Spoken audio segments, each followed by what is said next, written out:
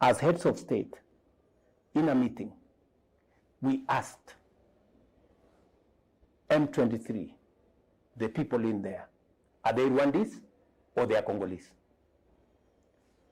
And DRC said, these are Congolese. End of question.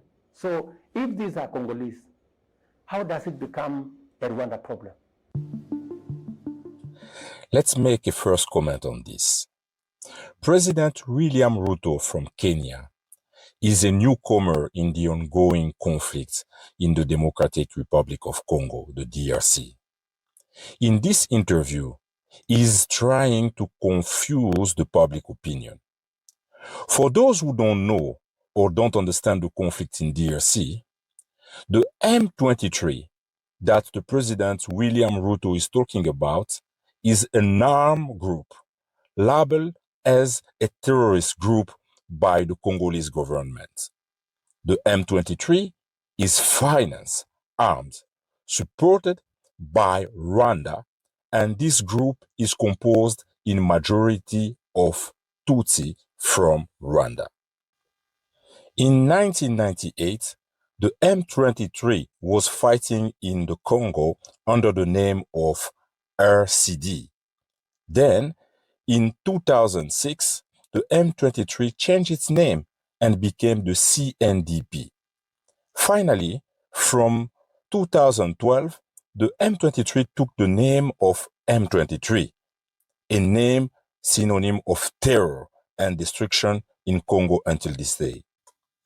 So, in this interview, President William Ruto wants to make you believe, without specifying who told him, that Congo has confirmed that M23 terrorists are Congolese.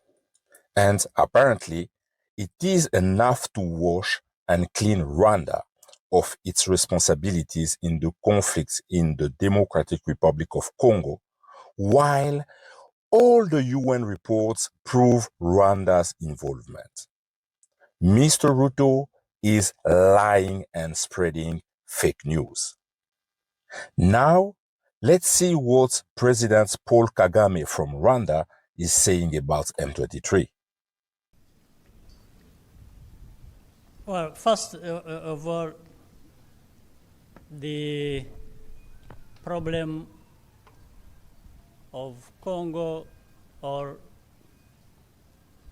the problem of the region, or even the problem of Rwanda, is not M23. M23 is a product of many other problems that have not been addressed for decades. If you remember, the problem of M23 was there even before Tshisekedi became president. There was a problem related to it in 2012. If you remember, you look into the history, you will see that. So, and having to do with M23 and the people related to M23, you know, these Congolese, but who have Rwandese heritage. The borders that were drawn during colonial times cut our countries to pieces. A big part of Rwanda was left outside in eastern Congo, in southwestern Uganda, and so on and so forth. We have populations in these parts of other countries other than Rwanda who have a Rwandese background. But they are not Rwandans, they are citizens of those countries that absorbed those parts of Rwanda in the colonial times. So this is a fact. It is a fact of history. You can research that. You can find the details. It's not anything. So those problems are much older than me and much older than Tshisekedi and probably those who were there at the time are no longer alive. So that's the origin of the problem. And these people have been denied their rights within Congo. And the problem I referred to of 2012 is when they took up arms against their own government because of this problem. So, but it was mismanaged. You can see 2012, we are now in 2023. According to the president, Paul Kagame, the problem of Rwanda and the Democratic Republic of Congo is not even M23. However, the problem is a wrong delimitation of borders due to colonization. So, according to Kagame, M23 are Rwandans who stayed on the other side of the borders. And today, they are Congolese. And they are fighting for the lost lands of Rwanda and for the right supposedly deprived by the Congo. This is a big lie. Congo has more than 400 tribes and ethnic groups, and there is no conflict between them. Also, it is important to say that Rwanda was a German colony, and in order to put an end to border tensions, colonial Belgium gave to Germany Congolese land of Gisenyi and Cyangungu. So, it is Congo that has the right to claim lands from Rwanda and not the opposite. You know, I was talking to some very senior people recently from somewhere who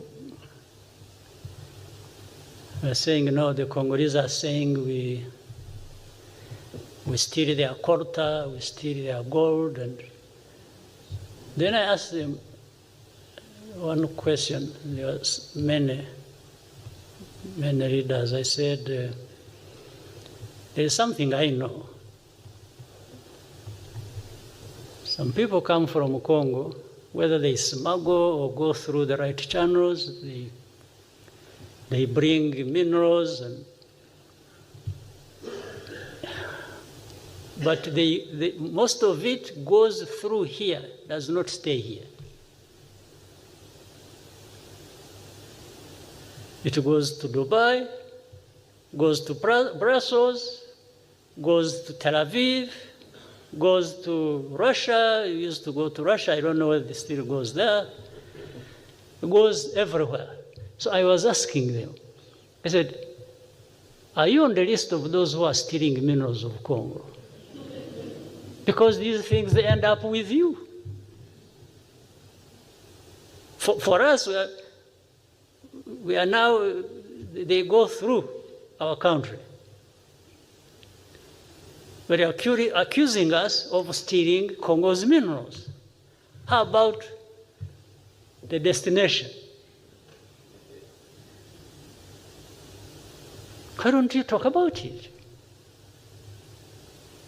And if we actually deployed everything, every effort, and stopped this thing flowing, the accusation would be even worse.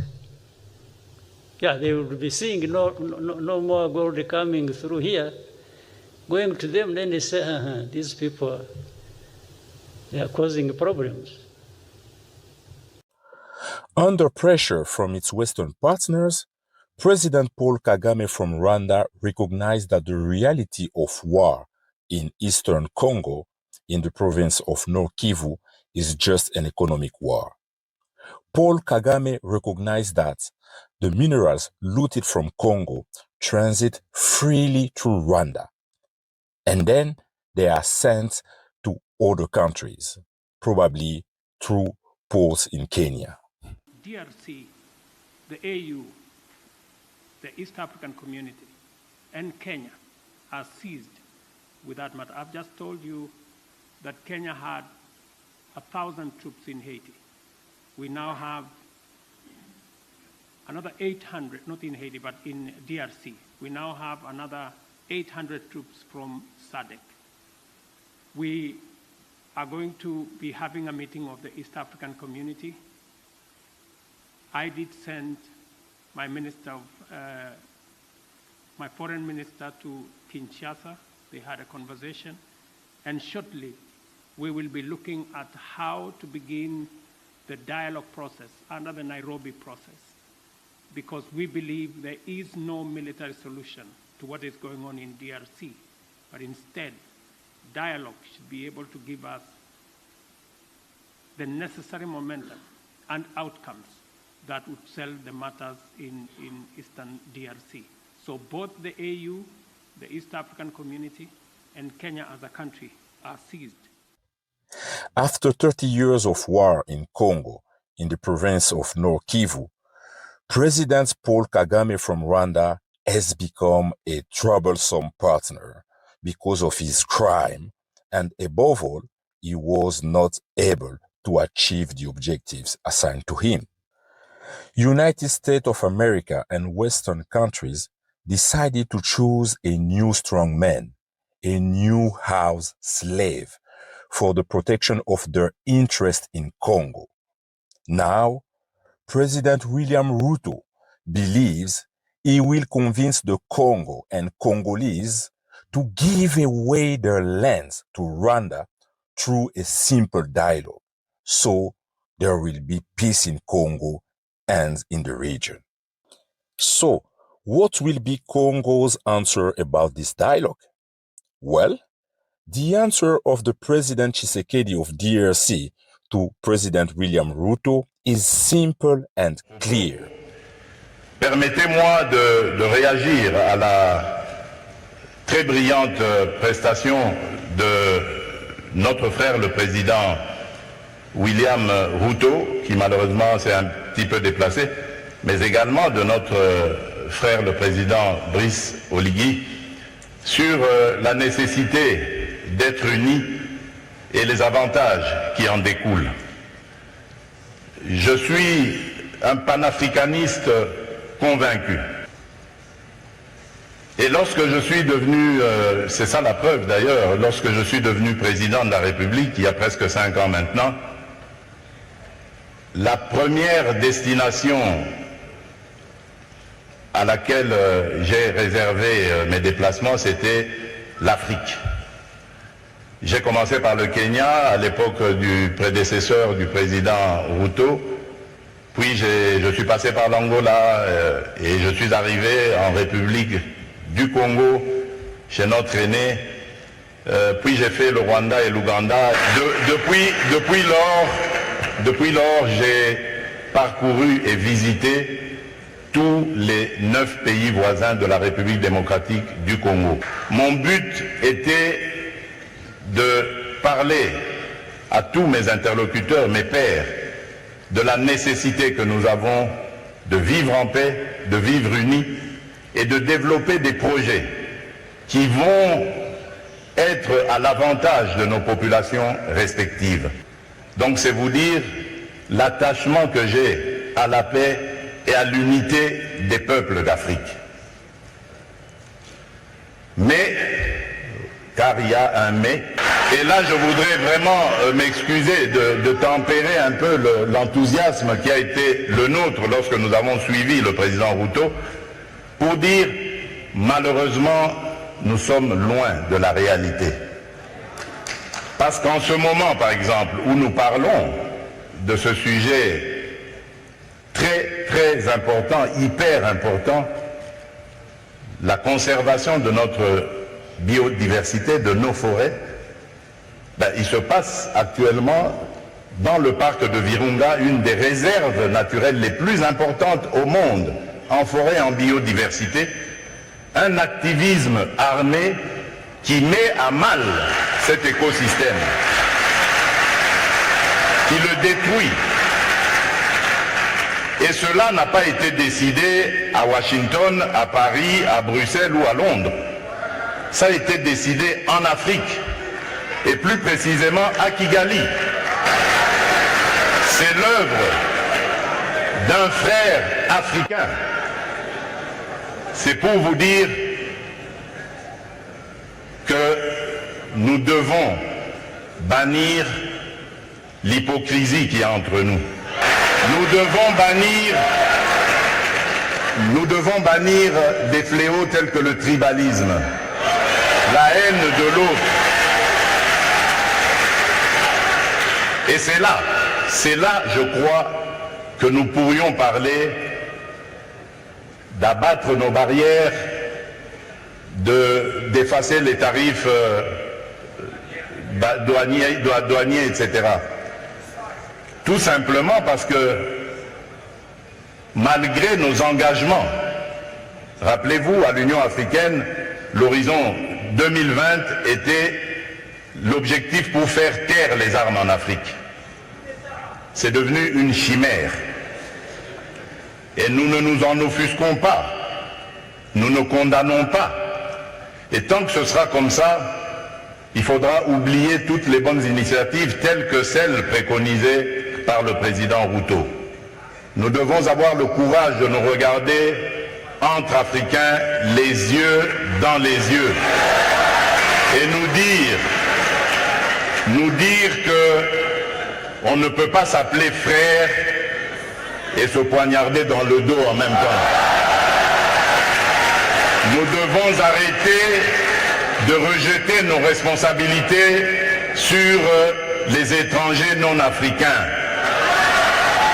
La colonisation, ça fait une soixantaine d'années qu'elle allait terminer en Afrique. Ceux qui nous avaient colonisés, divisés, aujourd'hui ils ont compris le sens de la paix. J'en veux pour preuve la France et l'Allemagne, pour ne citer que ces deux pays qui étaient les meilleurs ennemis dans le passé et qui sont les meilleurs amis aujourd'hui, le moteur de l'Union européenne. Tant que nous ne réfléchirons pas comme ça, eh bien ces gens-là, ces amis, ces partenaires à qui nous rejetons toujours la faute, ils continueront à nous prendre pour des irresponsables, ils ne nous respecteront jamais.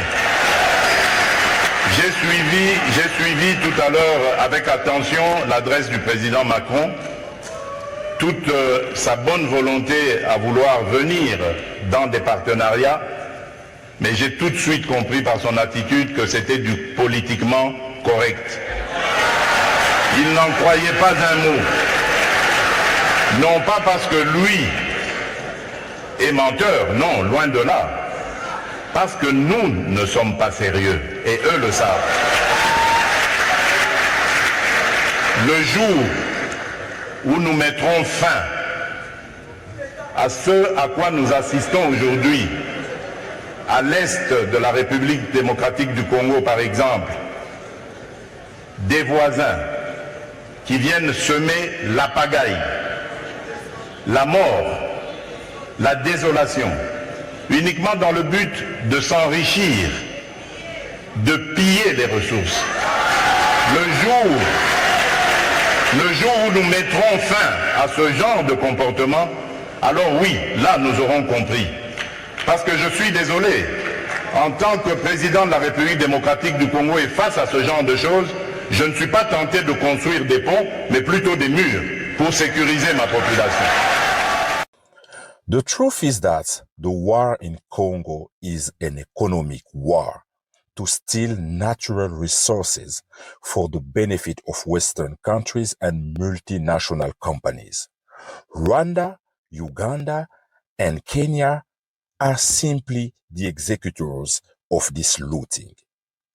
DRC must strengthen itself, fight, impose its sovereignty over all its territory.